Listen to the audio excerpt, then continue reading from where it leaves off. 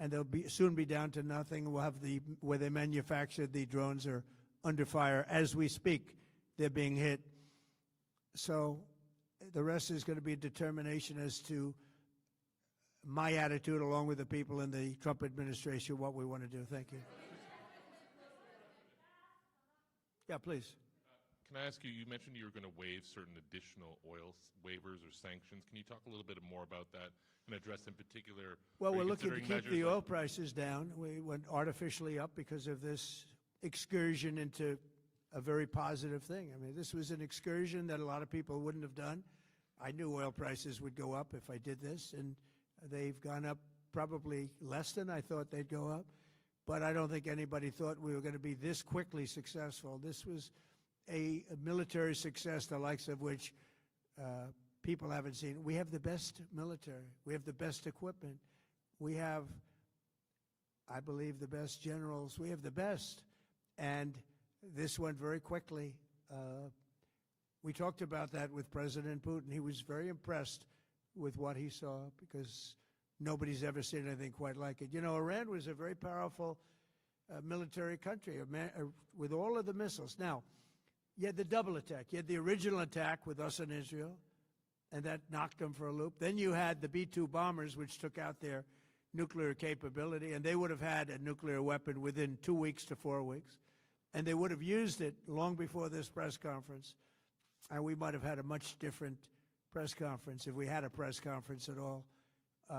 But it's been amazing. The military success that we've had is truly unprecedented. You've told your congressional colleagues that you will not sign any piece of legislation until the Save America Act is passed. Does that include the confirmation of Senator Mullen as your next DHS secretary? Does that mean a DHS funding bill? And Senator Thune said today it's not a matter of whether or not your Republican colleagues agree with the policy, it's about changing the process. In other words, getting rid of the filibuster to get there. So in order to get it, you're going to need Democrat votes. And what we're saying is the Save America, not the SAVE Act, which nobody knew what it was, the Save America Act, the Save America Act. And that's voter ID. We want voter ID. When a voter, we want to be able to see a picture of the voter. We want to be able to see that the voter is legitimate. We want, very importantly, confirmation that this voter is a citizen of the United States of America, and we want no mail-in ballot scams. So we have exceptions for the military, for sick, for disabled, and for people that are away, business trips or whatever. Even vacations will be very liberal in that. We've added two things to it: no men and women's sports and no transgender mutilization of our children. We don't want it's mutilization of our children, and we don't want that. So we added those two things. That's the 5 points. We have 5 very good points. It polls at 86% with Democrats. Think of that. The overall vote is 86%.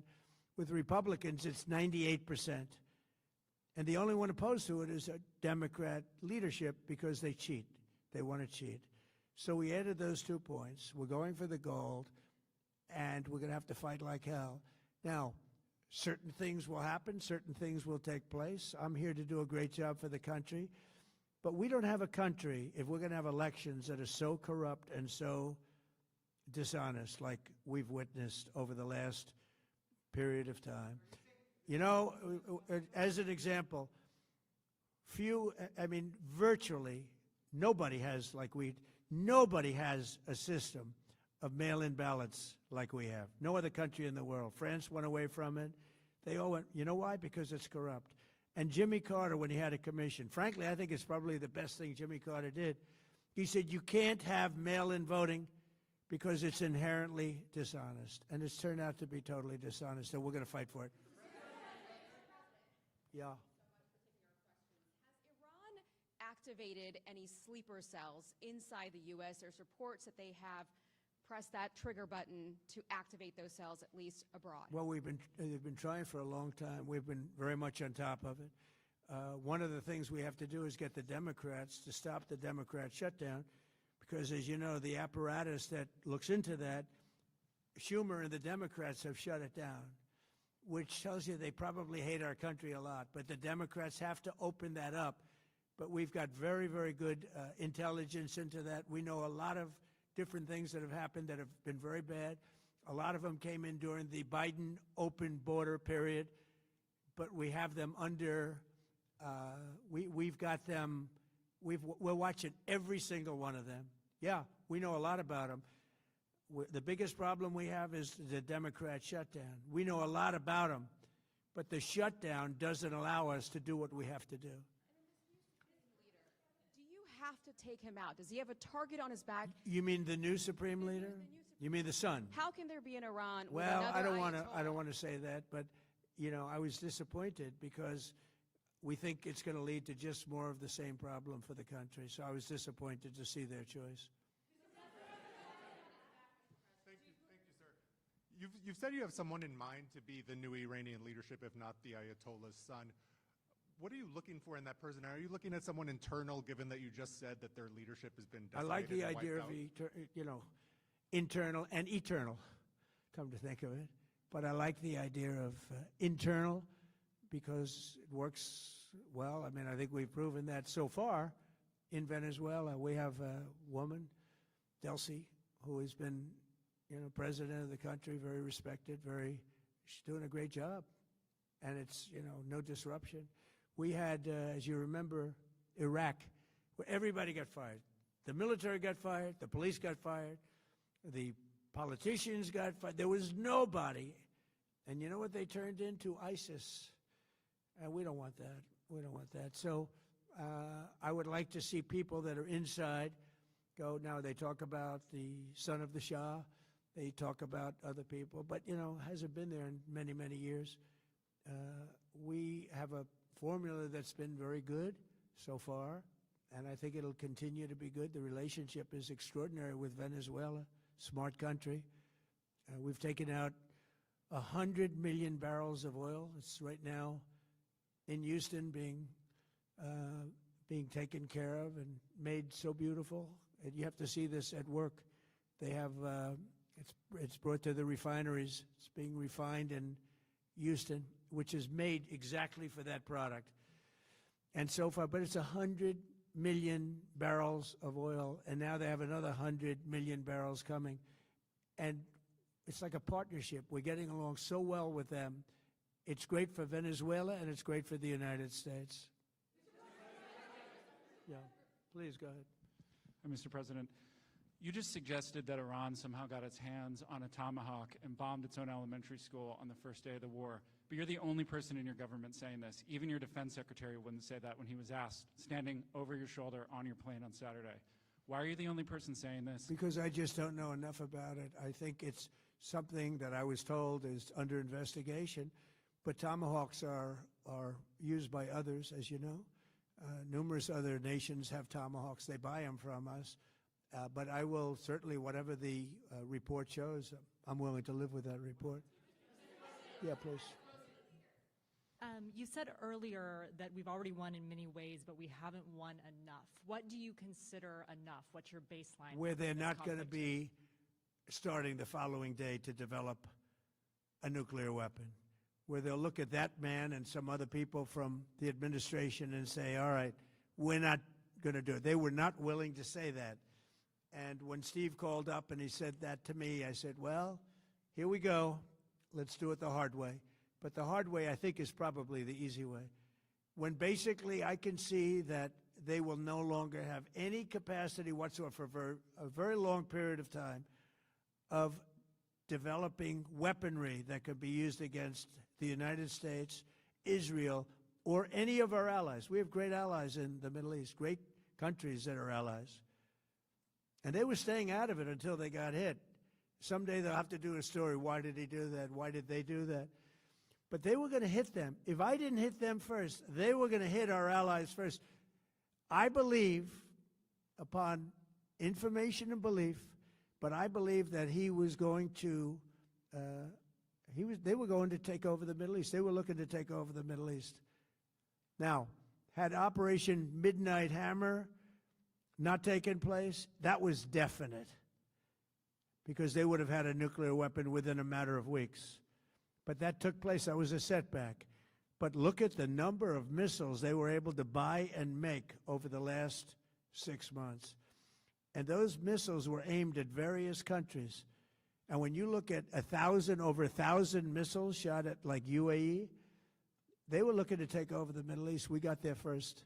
We're lucky. I'll tell you what, the Middle East and those countries, very rich countries, are very lucky that I was president instead of somebody else.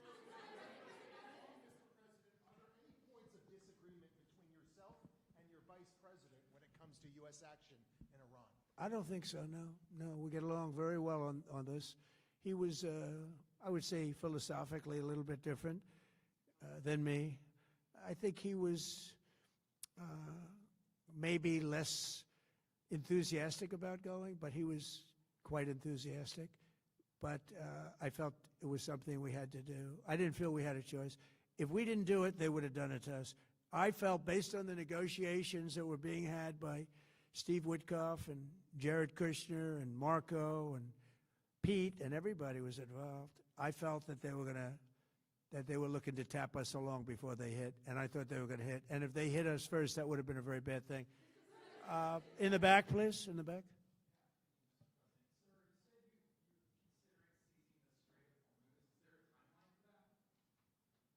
About the Strait, you mean? Yeah, well, I want to keep it open. I want to keep it good. You know, it doesn't pertain to us so much as it does to China. We're really helping China here and other countries because they get a lot of their energy from the Straits. But, hey, look, we have a good relationship with China. It's my honor to do it. Yeah. Supreme Leader, you have called him an unacceptable choice. So does he have a target on his back? And how can you say I don't want to say whether or not he does because that would be inappropriate. But, hey, look, I had a target on my back because, as you people wrote pretty well, they caught the assassin that was after me. So we just got them first. But they caught the assassin. They have him now in custody that was after me. So, you know, but people don't like to mention that. But they did catch him. And I'd like to congratulate our military, Secret Service, FBI, all of the people that worked on that. But they did. Yeah, please. Go ahead. No, go ahead, please. Thank you, Mr. President. You promised the Iranian people you would help them, but it sounds like you're willing to end this fight after your military objectives have wrapped up. Isn't that a betrayal of the people? Will I help them? I'd like to, if they can behave. But they've been very menacing. You know, they're great people. They have an amazing population. It's amazing, smart, brilliant, energetic. They have a great, I'd love to help them, but they have to be in a system that allows them to be helped. And right now they're in a system that only allows failure. And I don't want that. And I want a system that's not going to be attacking us. We want a system that can lead to many years of peace. And if we can't have that, we might as well get it over with right now. Yeah, please. Mr. President, as of today, there have been 8 U.S. military fatalities associated with the war in Iran. How many American deaths are you willing to have in this war? Well, as I said before, when you have conflicts like this, you always have death. And I was at Dover yesterday. I met the parents, and they were unbelievable people. They were unbelievable people, but they all had one thing in common. They said to me one thing, every single one: finish the job, sir. Please finish the job. And I'll leave you at that. Thank you very much, everybody. Thank you.